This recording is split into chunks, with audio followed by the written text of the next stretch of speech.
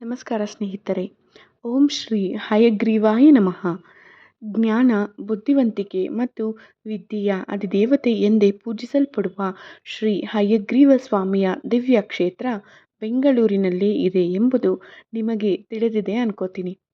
ಈ ಪವಿತ್ರ ದೇವಾಲಯದಲ್ಲಿ ಭಕ್ತಿಯಿಂದ ಪ್ರಾರ್ಥಿಸಿದರೆ ವಿದ್ಯಾಭ್ಯಾಸದಲ್ಲಿ ಯಶಸ್ಸು, ಉತ್ತಮ ನೆನಪಿನ ಶಕ್ತಿ ಮತ್ತು ಜ್ಞಾನದ ಅನುಗ್ರಹ ದೊರೆಯುತ್ತದೆ ಎಂಬುದು ಭಕ್ತರ ನಂಬಿಕೆ.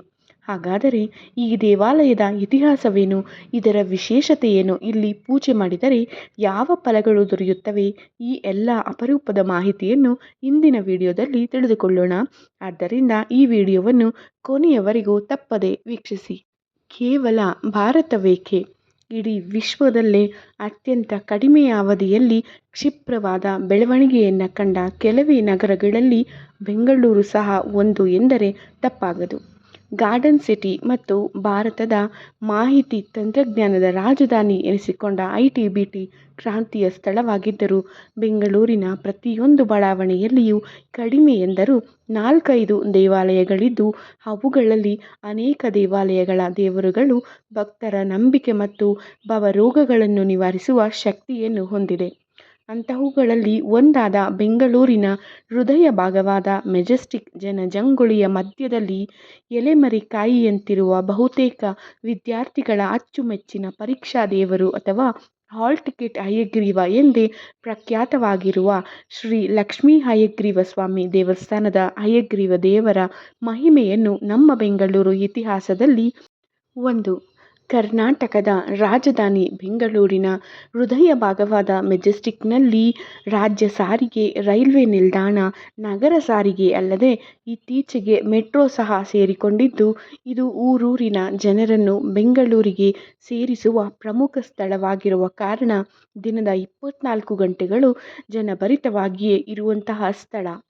ಇಂತಹ ಪ್ರವಾಸಿಗರ ಅನುಕೂಲಕ್ಕಾಗಿಯೇ ಈ ಪ್ರದೇಶದಲ್ಲಿ ಅತ್ಯಂತ ಹೆಚ್ಚಿನ ಉಪಹಾರ ಗೃಹಗಳು, ವಸತಿ ಗೃಹಗಳು ಮತ್ತು ಟ್ರಾವೆಲ್ಸ್ಗಳಿದ್ದು, ಇವುಗಳ ಮಧ್ಯೆ ಹೊರಗಿನವರಿಗೆ ಸುಲಭವಾಗಿ ಕಾಣಿಸದಂತಹ, ಹಾಗೆ ಕಾಣಿಸಿದರೂ ಅತ್ಯಂತ ಸಣ್ಣ ದ್ವಾರದ ಮೂಲಕ ಪ್ರವೇಶ ಮಾಡಿದರೆ ಒಳಗೊಂದು ಸುಮಾರು 600-800 ವರ್ಷಗಳಷ್ಟು ಪುರಾತನವಾದ ಮತ್ತು ಅತ್ಯಂತ ವಿಶಾಲವಾದ ದೇವಾಲಯವೇ ಈ ಶ್ರೀ ಲಕ್ಷ್ಮೀ ಹಯಗ್ರೀವ ಸ್ವಾಮಿ ದೇವಸ್ಥಾನ. ಇಂಥ ಹಳೆಯ ದೇವಾಲಯವನ್ನು 1938ರಲ್ಲಿ ಪರಕಾಲ ಮಠದ ಶ್ರೀ ಅಭಿನವ ರಂಗನಾಥರು ಜೀರ್ಣೋದ್ಧಾರಗೊಳಿಸಿದ್ದಲ್ಲದೆ, ದೇವಾಲಯದ ಮೂಲ ಆದಾಯಕ್ಕಾಗಿ ದೇವಾಲಯದ ಸುತ್ತಲೂ 16 ಅಂಗಡಿ ಮಳಿಗೆಗಳನ್ನು ಕಟ್ಟಿಸಿ ಅವುಗಳನ್ನು ಅಂದಿನಿಂದಲೂ ಬಾಡಿಗೆ ಕೊಟ್ಟ ಕಾರಣ ಹೊರ ಜಗತ್ತಿಗೆ ತಕ್ಷಣವೇ ದೇವಾಲಯವು ಕಾಣಿಸಿಕೊಳ್ಳದಿರುವುದಕ್ಕೆ ಇದೇ ಕಾರಣ. ಇಲ್ಲಿನ ಹಯಗ್ರೀವ ಸ್ವಾಮಿ ಎನ್ನುವುದು ದೇವಿ ಭಾಗವತದ ಪ್ರಕಾರ ವಿಷ್ಣುವಿನ ಹೆಸರುಗಳಲ್ಲೊಂದಾಗಿದೆ. ಹಯ ಎಂದರೆ ಕುದುರೆ ಎಂಬರ್ಥವಾಗಿದ್ದು, ಭಗವಾನ್ ವಿಷ್ಣು ಹೇಗೆ ದೇಹವೆಲ್ಲ ಮನುಷ್ಯ ರೂಪ, ಮುಖ ಮಾತ್ರ ಕುದುರೆಯ ರೂಪ ತಾಳಲು ದೃಷ್ಟಾಂತ ಹೊಂದಿದ್ದು, ಅದರ ಪ್ರಕಾರ ಒಮ್ಮೆ ಮಹಾವಿಷ್ಣು ಲಕ್ಷ್ಮಿಯೊಂದಿಗೆ ಸರಸವಾಡುತ್ತಿದ್ದಾಗ ಹರಿಯ ಹಾಸ್ಯದಿಂದ ಸಿಟ್ಟಾಗಿ ಲಕ್ಷ್ಮೀ ನಿನ್ನ ತಲೆ ಉರುಳಲಿ ಎಂದು ಶಾಪ ಕೊಡುತ್ತಾಳೆ. ಅದೇ ರೀತಿಯಾಗಿ ಭೂಲೋಕದಲ್ಲಿ ಮಧು ಮತ್ತು ಕೈಟಭ ಎಂಬ ಇಬ್ಬರು ಬ್ರಹ್ಮನನ್ನು ಕುರಿತು ತಪಸ್ಸು ಮಾಡಿ ಚಿರಂಜೀವಿತನವನ್ನು ಕೊಡಲು ಬೇಡಿಕೊಂಡಿದ್ದಕ್ಕೆ ಬ್ರಹ್ಮನು ಒಪ್ಪದೆ ಹೋದಾಗ ನಮಗೆ ಮನುಷ್ಯರಿಂದಾಗಲಿ ಪ್ರಾಣಿಯಿಂದಾಗಲಿ ಮರಣ ಹೊಂದದೆ ಇರುವಂತಹ ವರವನ್ನು ಪಡೆದುಕೊಳ್ಳುತ್ತಾರೆ. ಈ ರೀತಿಯ ವರವನ್ನು ಪಡೆದ ಆ ರಾಕ್ಷಸರಿಬ್ಬರು ತಮಗೆ ಯಾರಿಂದಲೂ ಸಾವಿಲ್ಲ ಎಂದು ಎಲ್ಲರ ಮೇಲೂ ದಾಳಿ ನಡೆಸಲು ಮುಂದಾದಾಗ ಅವರಿಬ್ಬರ ಉಪದ್ರವ ತಾಳಲಾರದೆ ದೇವಾನುದೇವತೆಗಳು ವಿಷ್ಣುವಿನ ಬಳಿ ನೆರವನ್ನು ಕೇಳಲು ಹೋದಾಗ ವಿಷ್ಣುವು ಕ್ಷೀರ ಸಮುದ್ರದಲ್ಲಿ ಶಾರಂಗ ಎಂಬ ತನ್ನ ಬಿಲ್ಲನ್ನು ತಲೆದಿಂಬಾಗಿರಿಸಿಕೊಂಡು ಆದಿಶೇಷನ ಮೇಲೆ ಮಲಗಿ ನಿದ್ರಿಸುತ್ತಿದ್ದಾಗ ವಿಷ್ಣುವಿನನ್ನು ನಿದ್ದೆಯಿಂದ ಎಚ್ಚರಿಸಲು ನಾನಾ ವಿಧಗಳಲ್ಲಿ ಪ್ರಯತ್ನಿಸುವ ಭಾಗವಾಗಿ ಅಲ್ಲೇ ಇದ್ದ ಗೆದ್ದಲು ಹುಳುಗಳಿಗೆ ಯಜ್ಞದಲ್ಲಿ ಆವಿರ್ಭಾಗ ಕೊಡುವ ಆಸೆ ತೋರಿಸಿ ಅವುಗಳು ವಿಷ್ಣುವಿನ ದಿಂಬನ್ನಾಗಿ ಮಾಡಿಕೊಂಡ ಶಾರಂಗ ಧನಸ್ಸಿನ ಎದೆಯನ್ನು ಕತ್ತರಿಸುವಂತೆ ಮಾಡುತ್ತಾರೆ. ಹೀಗೆ ಬಿಲ್ಲಿನ ಎದೆ ತುಂಡಾಗುವ ಸಮಯದಲ್ಲಿ ಸಿಡಿದ ಬಿಲ್ಲು ವಿಷ್ಣುವಿನ ತಲೆಯನ್ನು ಕತ್ತರಿಸಿದ ಕೂಡಲೇ ದೇವತೆಗಳು ಕುದುರೆಯ ಮುಖವೊಂದನ್ನು ವಿಷ್ಣುವಿನ ದೇಹಕ್ಕೆ ಜೋಡಿಸುವ ಮೂಲಕ ಭಗವಾನ್ ವಿಷ್ಣುವು ಹಯಗ್ರೀವನೆನಿಸಿಕೊಳ್ಳುತ್ತಾನೆ. ಈ ರೀತಿಯಾಗಿ ಮಾನವನೂ ಅಲ್ಲದ ಪ್ರಾಣಿಯೂ ಅಲ್ಲದ ಹಯಗ್ರೀವನು ಮಧುಕೈಟಭರನನ್ನು ಸಂಹರಿಸುವ ಮೂಲಕ ಲೋಕ ಕಲ್ಯಾಣವನ್ನು ಮಾಡುತ್ತಾರೆ. ಹೀಗೆ ಮಹಾವಿಷ್ಣುವು ಮಾನವನ ದೇಹ ಮತ್ತು ಕುದುರೆಯ ತಲೆಯೊಂದಿಗೆ ಹಯಗ್ರೀವನಾಗಿರುವ ಕಾರಣ ಆತ ಜ್ಞಾನ ಮತ್ತು ಬುದ್ಧಿವಂತಿಕೆಯ ದೇವರು ಎಂದೇ ಪೂಜಿಸಲಾಗುತ್ತದೆ. ಈ ದೇವಾಲಯದಲ್ಲಿರುವ ವಿಗ್ರಹವು 4 ಕಮಲದ ಕೈಗಳನ್ನು ಹೊಂದಿದ್ದು, ಒಂದು ಜ್ಞಾನವನ್ನು ದಯಪಾಲಿಸುವ ವಿಧಾನದಲ್ಲಿ ಇನ್ನೊಂದು ಜ್ಞಾನದ ಪುಸ್ತಕವನ್ನು ಹೊಂದಿದ್ದಾರೆ. ಇನ್ನೆರಡು ಕೈಗಳಲ್ಲಿ ಶಂಖ ಮತ್ತು ಚಕ್ರವನ್ನು ಹಿಡಿದಿದೆ. ಹೀಗೆ ಜ್ಞಾನ ಮತ್ತು ವಿದ್ಯೆಗೆ ಅಧಿಪತಿಯಾದ ಹಯಗ್ರೀವ ದೇವರು ತನ್ನಲ್ಲಿ ಭಕ್ತಿಯಿಂದ ಮೊರೆಯಿಡುವ ಭಕ್ತರಿಗೆ ಎಲ್ಲ ರೀತಿಯ ಜ್ಞಾನವನ್ನು ಅನುಗ್ರಹಿಸುವ ಕಾರಣ ವಿದ್ಯಾರ್ಥಿಗಳಿಗೆ ಈ ದೇವಾಲಯ ಬಹಳ ಪ್ರಿಯವಾಗಿದೆ.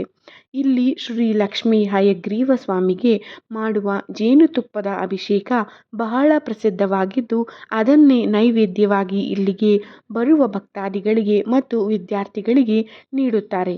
ಈ ನೈವೇದ್ಯ ರೂಪದ ಜೇನುತುಪ್ಪವನ್ನು 48 ದಿನಗಳವರೆಗೆ ಖಾಲಿ ಹೊಟ್ಟೆಯಲ್ಲಿ ಸೇವಿಸಿ ಸರಸ್ವತಿ ಮತ್ತು ಹಯಗ್ರೀವನ ಮಂತ್ರಗಳನ್ನು ಪಠಿಸಿದ್ದಲ್ಲಿ ವಿದ್ಯಾರ್ಥಿಗಳ ಜ್ಞಾಪಕ ಶಕ್ತಿ ಮತ್ತು ಬೌದ್ಧಿಕ ಶಕ್ತಿಯನ್ನು ಹೆಚ್ಚಿಸುವ ಶಕ್ತಿಯನ್ನು ಹೊಂದಿದೆ ಎಂದು ಉತ್ತಮ ಆರೋಗ್ಯವನ್ನು ನೀಡುತ್ತದೆ ಎನ್ನುವ ನಂಬಿಕೆ ಇದೆ.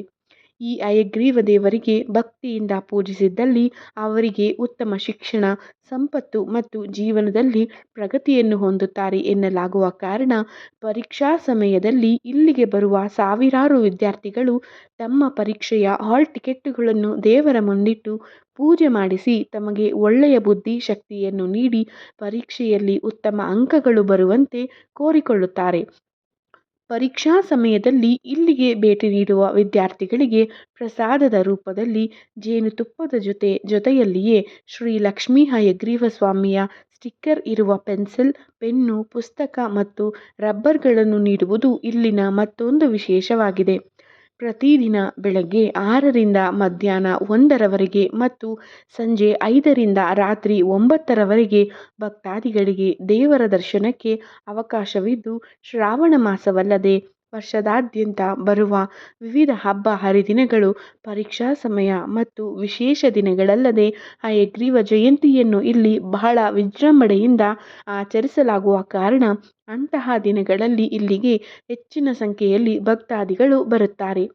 ಅದಲ್ಲದೆ ಈಗಾಗಲೇ ತಿಳಿಸಿದಂತೆ ದೇವಾಲಯದ ಪ್ರವೇಶದ್ವಾರವು ಅನೇಕ ಟ್ರಾವೆಲ್ ಏಜೆನ್ಸಿಗಳಿಂದ ಸುತ್ತುವರೆದಿರುವುದರಿಂದ ಚಿಕ್ಕದಾಗಿ ಕಂಡರೂ ಒಳಗೆ ಬಹಳ ವಿಶಾಲವಾಗಿದ್ದು, ಅನೇಕ ಸುಂದರ ವಾಸ್ತುಶಿಲ್ಪದ ವಿನ್ಯಾಸ ಮತ್ತು ತಂಪಾದ ವಾತಾವರಣದೊಂದಿಗೆ ಉತ್ತಮವಾಗಿದ್ದು, ಸಣ್ಣ ಪುಟ್ಟ ಮದುವೆ, ಮುಂಜಿ ಮತ್ತು ನಾಮಕರಣಗಳಂತಹ ಸಮಾರಂಭಗಳನ್ನು ನಡೆಸಲು ಸಹ ವ್ಯವಸ್ಥೆ ಇದ್ದು, ದೇವಾಲಯದ ಸುತ್ತಮುತ್ತ ಸ್ವಚ್ಛವಾಗಿ ನಿರ್ವಹಣೆ ಮಾಡಲಾಗಿರುವ ಕಾರಣ ಈ ಸನ್ನಿಧಿಯನ್ನು ವಿವಿಧ ಧಾರ್ಮಿಕ ವಿಧಿವಿಧಾನಗಳ ಕಾರ್ಯಕ್ರಮಗಳನ್ನು ಮಾಡಿಸಲು ಹೇಳಿ ಮಾಡಿಸಿದಂತಹ ಸ್ಥಳವಾಗಿದೆ.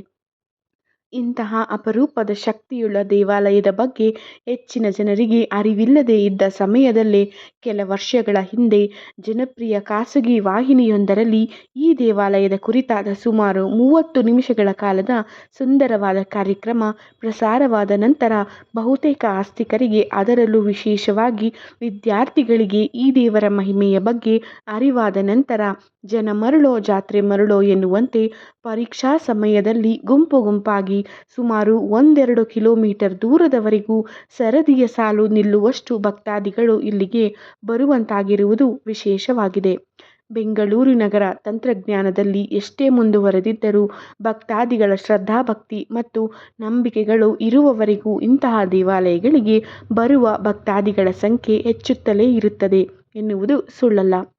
ಕೇವಲ ಇಂತಹ ನಂಬಿಕೆಗಳಿಂದಲೇ ಪರೀಕ್ಷೆಗಳಲ್ಲಿ ಉತ್ತಮ ಅಂಕಗಳನ್ನು ಗಳಿಸಲು ಸಾಧ್ಯವಿಲ್ಲ ಎನ್ನುವುದು ಅಷ್ಟೇ ಸತ್ಯವಾಗಿದ್ದು, ಇಂತಹ ದೇವರ ಕೃಪಾಶೀರ್ವಾದದ ಜೊತೆಗೆ ವಿದ್ಯಾರ್ಥಿಗಳ ಪರಿಶ್ರಮವೂ ಇದ್ದಲ್ಲಿ ಮಾತ್ರವೇ ಜೀವನದಲ್ಲಿ ಮುಂದೆ ಬರಬಹುದು ಎನ್ನುವುದೇ ನಿತ್ಯ ಸತ್ಯವಾಗಿದೆ ಅಲ್ಲವೇ ಸ್ನೇಹಿತರೆ? ಪರೀಕ್ಷೆಗಳಲ್ಲಿ ಉತ್ತಮ ಅಂಕ ಗಳಿಸಲು ಮತ್ತು ಜ್ಞಾಪಕ ಶಕ್ತಿ ಹೆಚ್ಚಿಸಿಕೊಳ್ಳಲು ವಿದ್ಯಾರ್ಥಿಗಳು ಈ ದೇವಸ್ಥಾನಕ್ಕೆ ಹೆಚ್ಚಾಗಿ ಭೇಟಿ ನೀಡುತ್ತಾರೆ. ಹೂವು, ಜೇನುತುಪ್ಪ ಮತ್ತು ಏಲಕ್ಕಿಯನ್ನು ಸಹ ಅರ್ಪಿಸುವುದು ಇಲ್ಲಿನ ವಿಶೇಷ ಪೂಜಾ ವಿಧಾನ. ಪೂಜೆಯ ನಂತರ ನೀಡಲಾಗುವ ತೀರ್ಥ ಅಥವಾ ಜೇನುತುಪ್ಪವನ್ನು ಪ್ರತಿದಿನ ಖಾಲಿ ಹೊಟ್ಟೆಯಲ್ಲಿ ಸೇವಿಸುವುದರಿಂದ ಬುದ್ಧಿಶಕ್ತಿ ವೃದ್ಧಿಸುತ್ತದೆ ಎಂಬುದು ಭಕ್ತರ ದೃಢವಾದ ನಂಬಿಕೆಯಾಗಿದೆ. ಇದು ಬೆಂಗಳೂರಿನ ಶ್ರೀ ಹಯಗ್ರೀವ ಸ್ವಾಮಿ ದೇವಾಲಯದ ಇತಿಹಾಸ ಮತ್ತು ಮಹಿಮೆಯ ಕುರಿತಾದ ಮಾಹಿತಿ. ಜ್ಞಾನ ಮತ್ತು ವಿದ್ಯೆಯ ಪ್ರತೀಕವಾದ ಹಯಗ್ರೀವ ಸ್ವಾಮಿಯ ಕೃಪೆ ಎಲ್ಲರ ಮೇಲೂ ಸದಾ ಇರಲಿ ಎಂದು ಪ್ರಾರ್ಥಿಸೋಣ. ಈ ಮಾಹಿತಿಯ ವಿಡಿಯೋ ನಿಮಗೆ ಇಷ್ಟವಾಗಿದ್ದಲ್ಲಿ ಒಂದು ಲೈಕ್ ಮಾಡಿ, ನಿಮ್ಮ ಸ್ನೇಹಿತರು ಮತ್ತು ಕುಟುಂಬದವರೊಂದಿಗೆ ಶೇರ್ ಮಾಡಿ. ಇಂತಹ ಮತ್ತಷ್ಟು ದೇವಾಲಯಗಳ ಇತಿಹಾಸ, ವ್ರತಗಳು ಮತ್ತು ಆಧ್ಯಾತ್ಮಿಕ ಮಾಹಿತಿಗಾಗಿ ನಮ್ಮ ಚಾನೆಲ್ ಸಬ್ಸ್ಕ್ರೈಬ್ ಮಾಡಿ ಹಾಗೂ ಬೆಲ್ ಐಕಾನ್ ಒತ್ತುವುದನ್ನು ಮರೆಯಬೇಡಿ. ಓಂ ಶ್ರೀ ಹಯಗ್ರೀವಾಯ ನಮಃ. ಸರ್ವೇ ಜನ ಸುಖಿನೋ ಭವಂತು.